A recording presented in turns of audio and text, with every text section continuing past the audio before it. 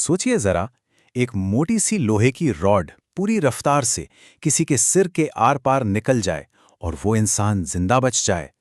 1848 में Phineas Gage के साथ ठीक यही हुआ था।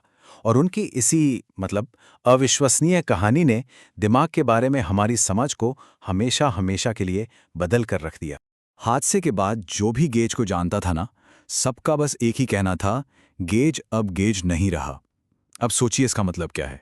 जिस्म वही, चेहरा वही, लेकिन इंसान, वो इंसान अब वो नहीं था। और यही यही वो पहेली थी जिसने साइंटिस्ट को आप मानिए 100 साल से ज्यादा परेशान करके रखा। तो चलिए उस दिन पर चलते हैं। साल था 1848, एक आम सा दिन। फिनियस गेज, एक बहुत ही काबिल रेलवे फोरमैन, अपनी टीम के साथ काम पर लगा हुआ था। फिर अचानक एक जबरदस्त धमाका हुआ और एक लगभग 4 फुट लंबी लोहे की रॉड एक रॉकेट की तरह उनके गाल को चीरती हुई खोपड़ी के ऊपर से निकल गई। और यहां है सबसे हैरान करने वाली बात, वो न सिर्फ जिंदा बचे बल्कि कुछ ही मिनट बाद लोगों से बात भी कर रहे थे। और बस यहीं से शुरू होता है गेज पैराडॉक्स। सोच के देखिए, वो आदमी चल फिर सकता था, आराम से बात कर सकता था, उसकी याददाश्त बिल्कुल ठीक थी, लेकिन अंदर अंदर कुछ बहुत ही अजीब, कुछ अहम बदल चुका था। सवाल ये था कि ये आखिर हो कैसा सकता है? दिमाग को इतनी भयानक चोट लगे और इंसान फिर भी मोटा मोटा ठीक ठाक काम करता रहे। तो चलिए देखते हैं कि क्या बच गया था और क्या चला गया। देखिए, उनकी बुद्धि, उनकी मेमोरी, वो सब A1 थी। अब भी वो एक समझदार इंसान थे, लेकिन जो चीज़ उन्होंने खो दी थी वो था उनका कैरेक्टर। एक टाइम का जिम्मेदार, सम्मानित फोरमैन अब एक ऐसा इंसान बन गया था जिस पर कोई भरोसा नहीं कर सकता था, जिससे गुस्सा जल्दी आता था, समाज के साथ चलना उसके लिए मुश्किल हो गया था। अब देखिए, 100 साल से भी ज्यादा वक्त तक हमारे पास क्या था? सिर्फ उनके डॉक्टर के लिखे हुए कुछ नोट्स। गेज की कहानी आप समझ लीजिए किस्सा कहानी बन चुकी थी।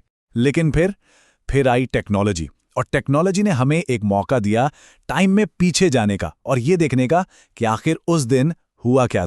ये काम किसी साइंटिफिक जासूसी से कम नहीं था। साइंटिस्ट ने उनकी खोपड़ी का सीटी स्कैन किया, उसका एक 3D डिजिटल मॉडल बनाया और फिर उस लोहे की रॉड का बिल्कुल A to Z एकदम सटीक रास्ता मैप किया। पहली बार हमें बिल्कुल साफ साफ दिख रहा था कि दिमाग के आखिर किन किन हिस्सों को नुकसान पहुंचा था। तो इन नए मॉडल से हमें कुछ बड़े जरूरी सुराग मिले। पता चला कि ज्यादातर डैमेज दिमाग के अगले हिस्से यानी लेफ्ट फ्रंटल लोब में हुआ था, और उसके भी अंदर एक खास जगह जिसे वेंट्रोमीडियल प्रीफ्रंटल कॉर्टेक्स या शॉर्ट में VMPFC कहते हैं, उस पर सबसे ज्यादा असर पड़ा था। लेकिन असली कहानी तो अब शुरू होनी थी। और बस यहीं पर पूरी कहानी में एक नया ट्विस्ट आता है। असली मिस्ट्री ये नहीं थी कि दिमाग का कौन सा पार्ट डैमेज हुआ था। असली राज इस बात में छिपा था कि कौन से कनेक्शंस टूट गए थे। देखिए, हमारा दिमाग सिर्फ अलग अलग पुर्जों का कलेक्शन नहीं है, ये एक बहुत बड़ा आपस में जुड़ा हुआ कॉम्प्लेक्स नेटवर्क है। तो जब साइंटिस्ट ने आगे जांच की तो एक चौंकाने वाला नंबर सामने आया, लगभग 11%। ये नंबर किस चीज का था? ये था गेज के ब्रेन के व्हाइट मैटर का, जो तबाह हो चुका था। अब ये व्हाइट मैटर क्या है? इससे आप अपने घर की इलेक्ट्रिकल वायरिंग समझ लीजिए। इन्हीं तारों से इंफॉर्मेशन दिमाग के एक हिस्से से दूसरे हिस्से तक जाती है। अब सोचिए, अगर आप इन तारों का 11% काट दें तो क्या होगा?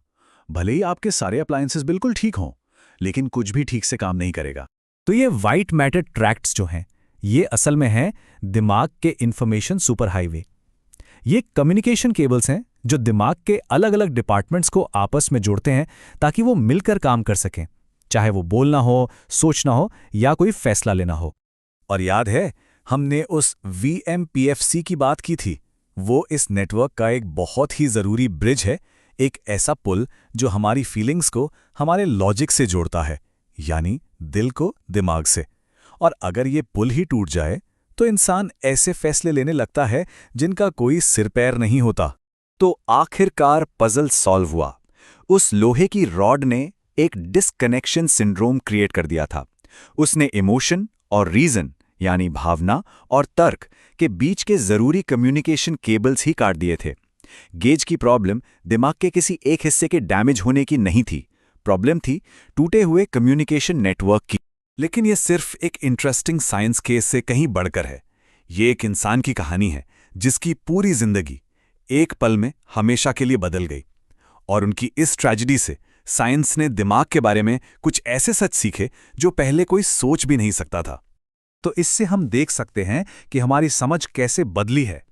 पहले हम सोचते थे कि दिमाग के अलग अलग पार्ट्स अलग अलग काम करते हैं, लेकिन अब हम समझते हैं कि दिमाग एक कनेक्टेड नेटवर्क है।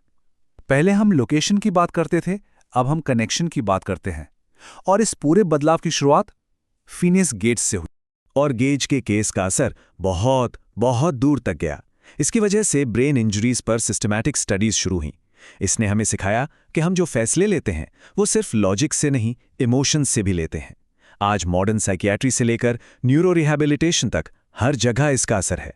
और इसने कुछ बहुत ज़रूरी लीगल और एथिकल यानी कानूनी और नैतिक सवाल भी खड़े किए। जैसे अगर किसी के दिमाग को चोट लगने से उसका व्यवहार बदल जाता है और वो कोई गलत काम करता है, तो उसकी जिम्मेदारी कितनी है? ये ऐसे मुश्किल सवाल हैं जिन पर आज भी बहस जारी है।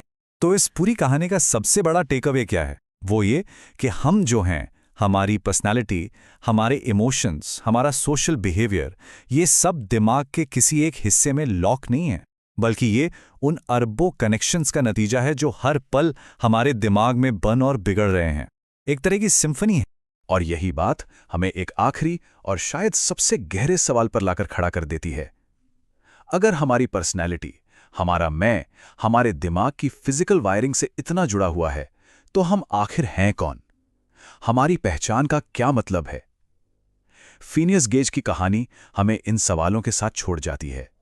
और ये सवाल आज भी उतने ही जरूरी हैं जितने 150 साल पहले थे।